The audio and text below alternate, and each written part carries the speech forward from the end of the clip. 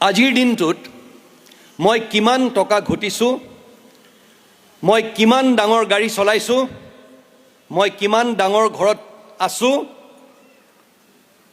আজি সেইবোৰ যদি সমাজখনৰ মাপদণ্ড হয় আৰু সেই ব্যক্তিজনৰ মনত যদি আন এজনক দেখিলে তেওঁৰ মনে নেকান্দে, যদি আন এজনক দেখিলে তেওঁৰ সহায় কৰিবলৈ মন যায় বা মন নেযায়, তেতিয়াহ'লে এই টকা পইচা এই ডাঙৰ গাড়ীৰ কিন্তু কোনো লাভ নাই।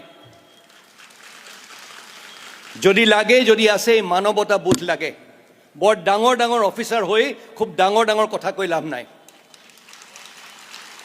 যদি পাৰে সমাজখনৰ বাবে কিবা এটা কৰিবলৈ চেষ্টা কৰিব লাগে, আৰু যদি সমাজখনৰ বাবে কিবা কৰিব পৰা নাই, অকল যদি মই নিজকে লৈ ব্যস্ত হৈ আছোঁ, তেতিয়াহ'লে মই ভাবোঁ যে মোৰ মায়ে মোক জন্ম দিয়া বা মোৰ সমাজখনৰ প্ৰতি যে মোৰ দায়িত্ববোধ আছিলে সেইটো যদি মই পালন কৰা নাই, তেতিয়াহ'লে মই এটা পশুৱে অকল নিজৰ কথা ভাবে।